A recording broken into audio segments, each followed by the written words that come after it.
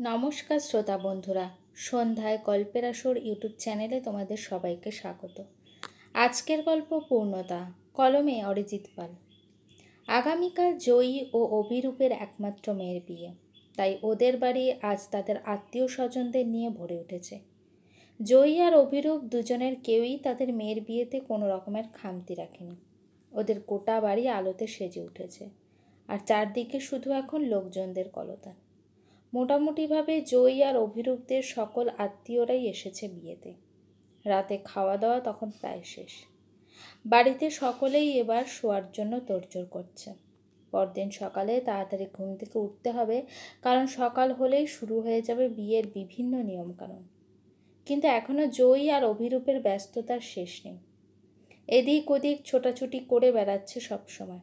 কত চিন্তা, কত চাপ মাথায়। যতই হোক, মেয়ের বিয়ের সব কিছু ঠিকঠাক করে নামাতেই হবে। ঘড়ির কাঁটা তখন রাত 12:30 ছুঁই। বাড়ির সকল আত্মীয় স্বজন প্রায় শুয়ে পড়েছে, তবে জয়ী এখন এদিক ওদিক করে বেড়াচ্ছে। অভিরূপ আজকের এই খাটুনিতেই বেশ ক্লান্ত হয়ে পড়েছে, আর মনে মনে ভাবছে, মেয়ের বিয়ের আগের দিনই যদি এই অবস্থা হয়, তাহলে আরও বাকি 2 দিন কি হবে। এমন সময় জয়ী কোথা থেকে এসে অভিরূপকে ছাদে যাওয়ার কথা বলল। সেই শুনে অভিরূপ একটু বিরক্তি মিশ্রিত গলায় বলে উঠল, রাতে এই সময় ছাদে আবার কি করতে যাব? জয়ী বলে, আমি যেতে বলেছি তাই যাবে, তুমি যাও, আমি যাচ্ছি 2 মিনিটের মধ্যে। আজ থেকে প্রায় 4 দশক আগে ক্লাস 10 পাশ করে জয়ী তখন সবেমাত্র কিছুদিন হলো একটি কোয়েট স্কুলে ক্লাস 11-এ ভর্তি হয়েছে। এতদিন পর্যন্ত জয়ী শুধুমাত্র গার্লস স্কুলেই পড়েছে। তবে এখন আর উপায় ছিল না, কারণ ভালো যত স্কুল ছিল সবই প্রায় কোয়েট। স্কুল শুরু হওয়ার কিছুদিনের মধ্যেই জয়ী বুঝতে পারে ওর পিছনে লাগাতার কোনো একটি ছেলে ঘুরঘুর করছে। কিন্তু কেন, কী বা তার কারণ, সেটা বুঝে উঠতে পারে না জয়ী কোনোভাবেই। ছেলেটি তাদের ক্লাসের পরে পড়াশোনাতে খুব একটা মন্দ নয়। জয়ীর প্রথমে মনে হয়েছিল ছেলেটি ভীষণ গায়ে পড়া স্বভাবের। কোনো না কোনো অজুহাতে তার সাথে প্রায় কথা বলতে চলে আসে ছেলেটি। তবে কিছুদিন পরে জয়ী বুঝতে পারে ছেলেটাকে যতটা খারাপ ভেবেছিল ততটা খারাপ নয় ছেলেটা। তাই হয়তো না চাইতেই ভালো থেকে বেশ ভালো বন্ধুত্ব হয়ে যায় তাদের। ছেলেটির নাম অভিরূপ। দুজনের বন্ধুত্বতে দেখতে দেখতে কখন ক্লাস 12টা শেষ হয়ে যায় তারা বুঝতেই পারে না। উচ্চ মাধ্যমিকে পড়ে তারা একই কলেজে ভর্তি হয় জয়ী আর অভিরূপ। তাদের বন্ধুত্ব আরও গাঢ় গভীর থেকে গভীরতর হয়ে উঠতে থাকে। ধীরে ধীরে একে অপরের প্রতি ওরা দুজন দুর্বল হয়ে পড়ে। দিনটা ছিল সরস্বতী পুজোর দিন। কলেজে নানা রকম অনুষ্ঠান হচ্ছিল। অভিরূপ ওর বন্ধুদের সাথে বসে সেসব দেখছিল। সেই সময় কলেজে আসে জয়ী। একটা লাল পাড় হলুদ শাড়ি পরে জয়ী, সাথে কপালে একটা ছোট্ট কালো টিপ। 2 চোখ জুড়ে কাজল আর ঠোঁটে লাল লিপস্টিক। দুর্গা প্রতিমার মতো লাগছিল সেদিন জয়ীকে দেখতে। অভিরূপ জয়ীকে দেখে সেদিন ভীষণভাবে মোহিত হয়ে পড়েছিল। সারাদিন বন্ধু বান্ধবরা মিলে একসাথে কাটানোর পর বাড়ি ফেরার সময় অভিরূপ জয়ীকে তার প্রতি ভালোবাসার কথা জানায়। জয়ীও ভীষণভাবে হয়তো এই মুহূর্তটারই অপেক্ষা করছিল অনেক দিন ধরে। অভিরূপের কাছ থেকে ভালোবাসার কথা শুনে জয়ী কিছুক্ষণ চুপ করে থাকে। তারপর জয়ী বলে, অভিরূপ দেখ, আমারও তোকে ভীষণ ভালো লাগে, হয়তো আমিও তোকে ভীষণ ভালোবাসি। আমি এটাও জানি যে আমরা দুজন দুজনের প্রতি অনেক দুর্বল হয়ে পড়েছি, কিন্তু আমার মনে হয় এই দুর্বলতা বা ভালো লাগা বা ভালোবাসা যাই হোক বাড়তে না দেওয়াই উচিত। তাতে যদি আমাদের দুজনের কথা বলা কমিয়ে দিতে হয়, আমি তা করতেও রাজি আছি। আমি সেই কষ্ট মেনে নিতে পারবো, কিন্তু পরে কোনো কষ্ট নেওয়া আমার পক্ষে সম্ভব না। প্রত্যুত্তরে অভিরূপ বলে, কি বলছিস সেসব? কষ্ট পাবিই বা কেন? আমরা দুজন দুজনকে পছন্দ করি, ভালোবাসি, এতে খারাপ তো কিছু নেই। তার জন্য কথা বন্ধ করারই বা কী আছে, আর কষ্ট পাওয়ারই বা কী আছে? তখন জয়ী বলে, তুই বাস্তবটা বুঝতে চাইছিস না। তুই আর আমি সমবয়সী। কলেজ শেষ হলেই আমার বাড়ি থেকে বিয়ের জন্য তোড়জোড় শুরু করে দেবে। তার মধ্যে তুই যদি কিছু একটা না করিস, তাহলে আমি কোনোভাবেই তোর কথা বাড়িতে বলতে পারবো না। আমি হয়তো পড়াশোনার দোহাই দিয়ে আরও 2-1 বছর বিয়ে আটকে রাখতে পারি, কিন্তু তার থেকে বেশি কোনোভাবেই সম্ভব না। তারপরেও যদি কিছু না হয়, তখন সেই কষ্ট মেনে নেওয়ার মতো ক্ষমতা আমার থাকবে না। তাও আমি যদি কোনো না কোনোভাবে কোনো ভালো চাকরি জোগাড় করতে পারি, তাও না হয় আমি বাড়িতে কিছু বলতে পারবো। আর তাও যদি না হয়, সে সময় আমার হাতে আর অন্য কোনো উপায় থাকবে না। তাই আমাদের দূরে সরে যাওয়াই ভালো। কথা শেষ না হতেই জয়ীর হাত ধরে নেয় অভিরূপ। জয়ীর চোখে দৃঢ়ভাবে তাকিয়ে অভিরূপ বলে, বিশ্বাস করে দেখ আমায়, আমাদের বিয়ে হবেই, বাকি সব দায়িত্ব আমার। তোকে এই নিয়ে ভাবতে হবে না। যেভাবেই হোক আমাদের ভালোবাসা পূর্ণতা পাবে। অভিরূপের এই কথার পর জয়ী আর কিছু বলতে পারে না। শুরু হয় তাদের দুজনের একসাথে পড়াশোনা এবং একসাথে পথ চলা। কলেজ শেষ হয়। অভিরূপ তারপর রাত দিন এক করে পড়াশোনা শুরু করে চাকরির পরীক্ষার জন্য।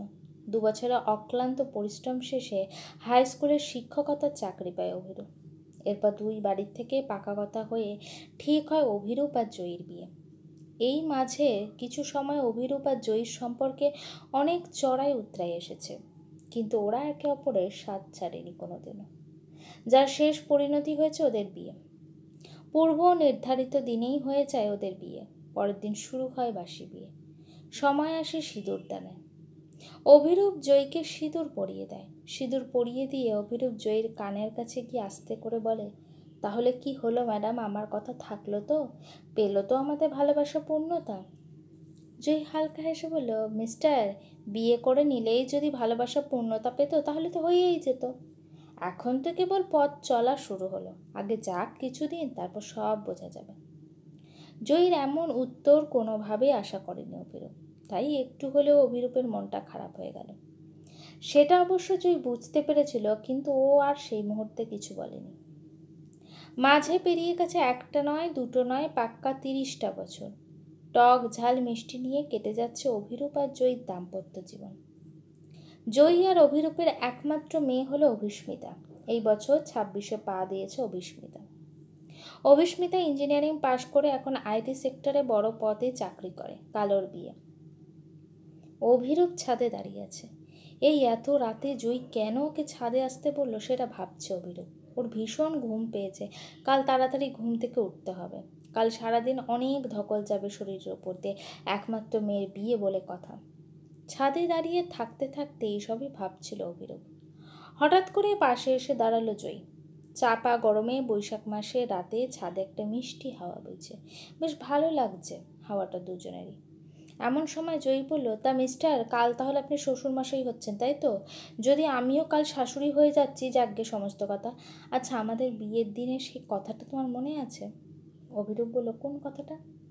জয়ী তখন বলল, আরে সিঁদুর দানের পর তুমি যখন আমাকে বললে যে এবার তাহলে আমাদের ভালোবাসা পূর্ণতা পেল, আর আমি সেটা শুনে তোমাকে বড় বড় কতগুলো কথা শুনিয়ে দিলাম। অভিরূপ তখন বলে, হ্যাঁ, সেই কথা কি আর ভোলা যায়? তখন জয়ী বলতে থাকে, আসলে কি জানো মিস্টার, ভালোবেসে বিয়ে করাটা এমন কোনো ব্যাপার না। ভালোবেসে বিয়ে করে নিলেই যে সেই ভালোবাসা পূর্ণতা পেয়ে গেল এমনটাও না। ভালোবেসে বিয়ে করে কতজনই তো করছে, কিন্তু কিছুদিন পর কত সম্পর্ক ভেঙে যাচ্ছে, কত বিয়ে ডিভোর্সের পরিণতি পাচ্ছে। বিয়ে হওয়ার পর সেই ভালোবাসা যদি ভেঙেই যায়, তবে কিভাবে সেই ভালোবাসা পূর্ণতা পায় বলো? ভালোবেসে বিয়ে করে সেই ভালোবাসাকে বজায় রেখে একে অপরের পাশে থেকে যদি সম্পর্ককে এগিয়ে নিয়ে যাওয়া যায়, তবে সেই ভালোবাসা পূর্ণতা পায়, তাই নাকি? সেদিন সবে আমাদের বিয়ে হয়েছিল মাত্র, আমাদের পথ চলা শুরু হয়েছিল একসাথে। সেদিন আমাদের ভালোবাসা পূর্ণতা পেল এটা বলা ঠিক না। হ্যাঁ, তা মিস্টার, আমরা একে অপরের সাথে 30টা বছর কাটিয়ে দিলাম। এই 30টা বছরে অনেক খারাপ সময় এসেছে আমাদের জীবনে, কিন্তু তুমি ভেবে দেখ, এই 30 বছরে আমরা কেউই একে অপরকে ছেড়ে থাকার কথা এক মুহূর্তও ভাবিনি। আর কাল আমাদের মেয়ের বিয়ে। জানি এখনও আমাদের অনেক দায়িত্ব ও কর্তব্য বাকি, তবুও বলা যেতেই পারে এবার যে তুমি তোমার কথা রেখেছ, সত্যিই এবার আমাদের ভালোবাসা পূর্ণতা পেয়েছে। অভিরূপ একটা বোকা হাসি হেসে ফেলে। তারপর জয়ী আর অভিরূপ একে অপরকে জড়িয়ে ধরে। জ্যোৎস্নার রাত, চারদিক আলোতে সাজানো, আর তারই মাঝে মাঝরাতে ছাদের অন্ধকারে একে অপরকে জড়িয়ে ধরে আছে দুজন। কি মিষ্টি দৃশ্য, তাই না? আর এই মিষ্টতার মধ্যেই লুকিয়ে আছে চরম সত্য, যে ভালোবেসে বিয়ে করে নিলেই সেই ভালোবাসা পূর্ণতা পেল এমনটা নয়। ভালোবেসে বিয়ে করে সেই ভালোবাসাকে বজায় রেখে একে অপরের হাত ধরে থেকে দাম্পত্য জীবনের সমস্ত চড়াই উতরাই পার করে সম্পর্ককে আরও এগিয়ে নিয়ে যেতে পারলেই প্রকৃতভাবে সে ভালোবাসা পূর্ণতা লাভ করবে। গল্পটি কেমন লাগলো অবশ্যই আমাকে কমেন্ট করে জানিও। আর আমার চ্যানেলে গল্পগুলো যদি তোমাদের ভালো লেগে থাকে চ্যানেলটিকে সাবস্ক্রাইব করে পাশে থেকো।